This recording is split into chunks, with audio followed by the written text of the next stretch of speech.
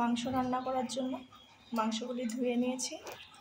এখানে আলু কেটে নিয়েছি, আলুগুলি ভেজে নেব। আলু ভাজার জন্য কড়াইতে তেল দিয়ে দিয়েছি, তেলটা গরম হয়ে গেছে। এখন আলুগুলি দিয়ে দেব, হলুদ আর লবণ দিয়ে আলুগুলিকে ভেজে নিচ্ছি। আলু ভাজাগুলি করে নিয়েছি। এখন মাংসর মধ্যে সব মশলা দিয়ে দিয়েছি। মাংসটা মেখে তারপর বসিয়ে দেব। কড়াইতে তেল গরম করে দেওয়ার পর পেঁয়াজ দিয়ে দিয়েছি।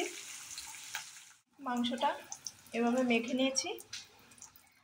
কড়াইতে সবগুলি পেস্ট আদা দিয়েছি, সব কিছু হয়ে গেছে। এখন মাংসটা দিয়ে দেব।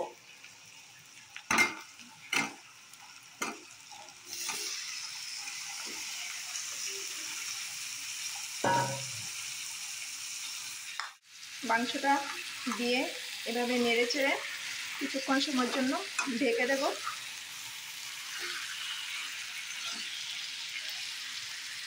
মাংস খেতে কে কে ভালোবাসেন কমেন্টে বলবেন। ঢেকে রেখেছিলাম 10 মিনিটের জন্য। এখন উঠান করে দেখছি, কালারটা ভালোই এসেছে, স্মেলটাও ভালো এসেছে। স্মেলটা তো আপনারা শুনতে পাবেন না, তাই আমার তো ভালোই লাগছে স্মেলটা। এখন মাংসের মধ্যে ভেজে রাখা আলুগুলিও দিয়ে দিয়েছে। এখন আবার 10-15 মিনিটের জন্য মাংসটা ঢেকে দেব। মাংসটা কষা মাংস রান্না করব।